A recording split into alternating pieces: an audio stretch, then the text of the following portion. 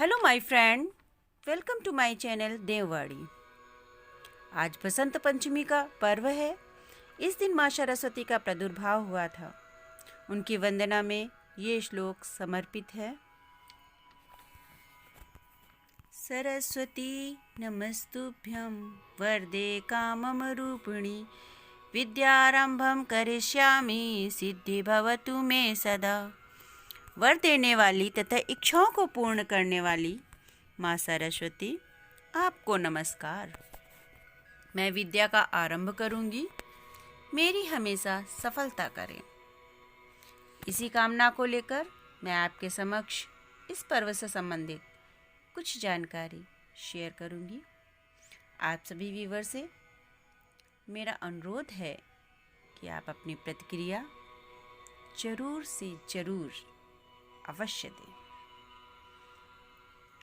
आप मेरे इस चैनल को लाइक, सब्सक्राइब और शेयर करें।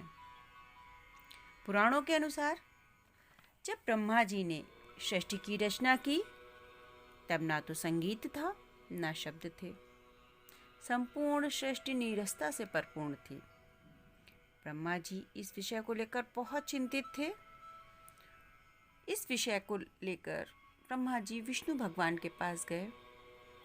विष्णु भगवान ने माँ आदिशक्ति की स्तुति की। माँ आदिशक्ति ने प्रसन्न होने पर उनके शरीर से एक स्त्री श्वेत वर्ण की श्वेत वस्त्र धारण किए हुए, वीणा पुस्तक हाथ में लिए हुए प्रकट हुई। उस स्त्री के प्रकट होने से संपूर्ण सृष्टि शब्दमान हो गई, संगीतमय हो गई और सारा वातावरण सुखद हो गया। जिस दिन उन देवी का प्राकट्य हुआ था, वह दिन बसंत पंचमी का था।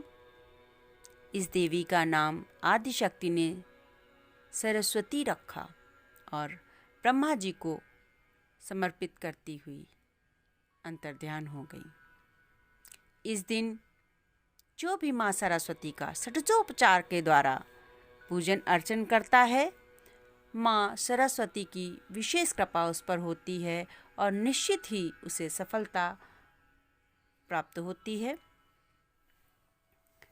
रामायण के अनुसार इस दिन भगवान श्री राम ने भी सबरी की सारी इच्छाओं को पूरी किया।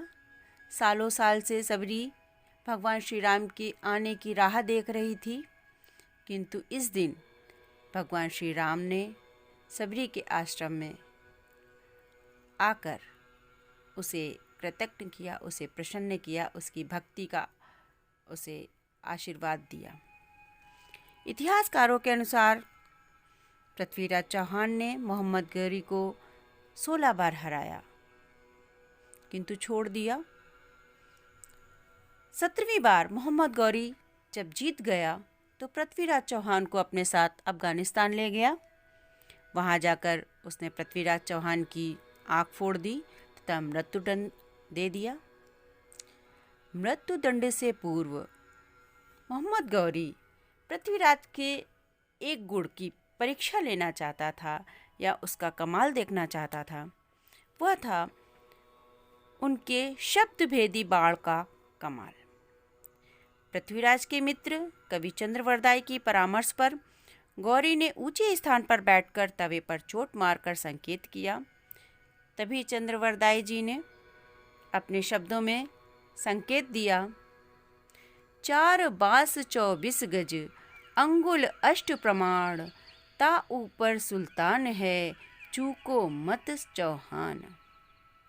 इस पर पृथ्वीराज चौहान ने बिना भूल के तवे पर की हुई चोट और चंद्रवरदायु के द्वारा बताए हुए संकेत से अनुमान लगाकर जो वीर मारा, जो तीर मारा, उससे गौरी के प्राण तुरंत उड़ गए।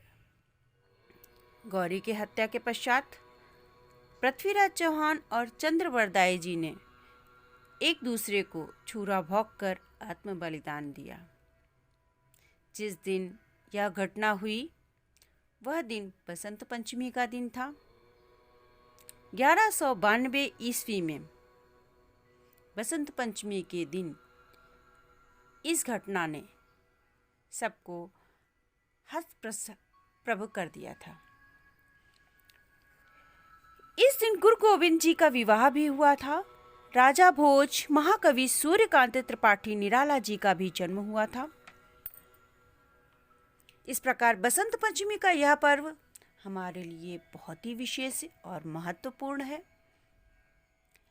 इस बसंत पंचमी का त्यौहार बहुत ही हर्षोल्लास से हम मनाते हैं, क्योंकि बसंत ऋतु आने पर समस्त प्राणी सुख का अनुभव करते हैं।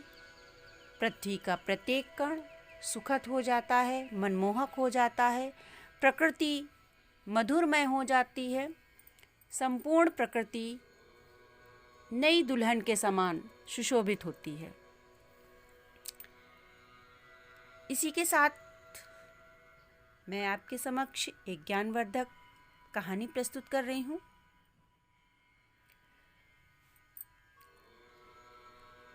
इस कहानी का शीर्षक है चतुरः काका।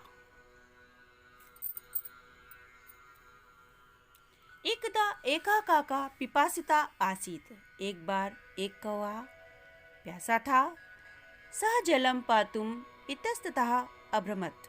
वह जल प्राप्त करने के लिए इधर उधर घूम रहा था। सा एकम घटम अपश्यत। उसने एक घड़े को देखा। सः घटस्य समीपम आगच्छत्। वह घट के समीप आ गया। घटे अल्पम जलम आसीत्। घट मीन्स घड़ा, घड़े में थोड़ा सा जल था। सः काका जलम पातुम चेष्टाम अकरोति। उस कौवे ने जल प्राप्त करने की चेष्टा की, अर्थात प्रयत्न किया। सः जलम पातुम समर्था न अभवत्। वह जल प्राप्त करने में सामर्थ्य न हुआ।